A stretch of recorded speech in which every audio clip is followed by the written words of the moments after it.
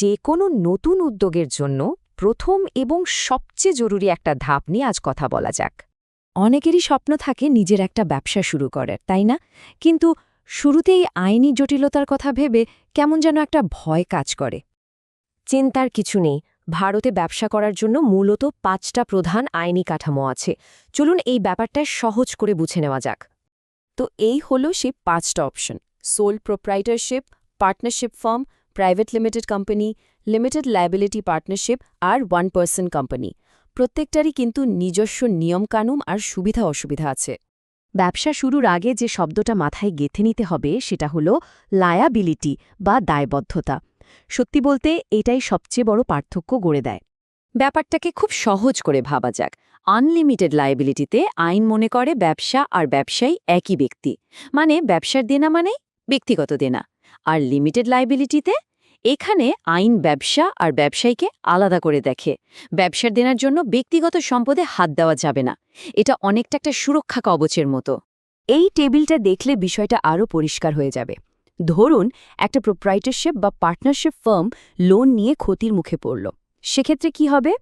ঋণদাতারা কিন্তু ব্যক্তিগত বাড়ি, গাড়ি বা গয়না বিক্রি করেও তাদের টাকা আদায় করতে পারবে।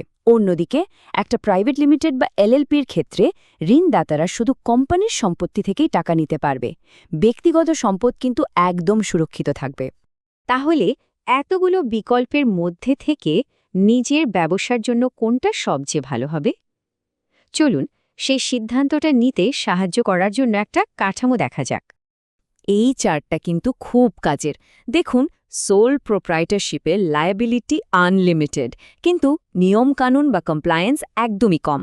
ছোট দোকান বা যারা একা কাজ করেন তাদের জন্য এটা সহজ। আবার প্রাইভেট লিমিটেডের দিকে তাকালে লায়াবিলিটি লিমিটেড, যা দারুণ একটা সুরক্ষা, কিন্তু এর জন্য অনেক নিয়মকানুন মানতে হয়। যারা বড় স্বপ্ন দেখছেন, ফান্ডিং তুলতে চান, তাদের জন্য এটাই সেরা। আর এলএলপি, এটা হলো এই দুটোর মধ্যে একটা দারুণ ব্যালেন্স। এই চেকলিস্টটা ব্যবসার পরিকল্পনা করার সময় খুব কাজে আসতে পারে। যদি কম ঝুঁকি নিয়ে একা শুরু করার কথা ভাবা হয়, তাহলে সোল প্রোপ্রাইটারশিপ সবচেয়ে সহজ। পার্টনারের সাথে শুরু করলে পার্টনারশিপ দিয়ে শুরু করে দেখা যেতে পারে। লিমিটেড লায়াবিলিটি দরকার, কিন্তু বেশি নিয়মকানুনের ঝামেলা এড়াতে চান, তাহলে এলএলপি হতে পারে আদর্শ। আর যদি ফান্ডিং বা ইসোপের পরিকল্পনা থাকে, তাহলে প্রাইভেট লিমিটেড কোম্পানির কোনো বিকল্প নেই। সবশেষে একাই ব্যবসা করছেন কিন্তু ঝুঁকি বেশি, তাহলে ওপিসি লিমিটেড লায়াবিলিটির সুবিধা দেবে। আচ্ছা, এবার একটা বিশেষ টিপস, যেটা হয়তো অনেকেই জানেন না। বিশেষ করে যাদের পারিবারিক ব্যবসা আছে তাদের জন্য এটা খুবই কাজের হতে পারে। তো এই হিন্দু আনডিভাইডেড ফ্যামিলি বা HUF জিনিসটা কি? এটা আসলে ভারতে একটা বিশেষ আইনি ব্যবস্থা, যেখানে একটা গোটা পরিবার একসাথে মিলে একটা ইউনিট হিসেবে ব্যবসা করতে পারে। আর ট্যাক্সের দিক থেকে এই HUFকে একজন আলাদা ব্যক্তি হিসেবেই দেখা হয়। এর সবচেয়ে বড় সুবিধা কি?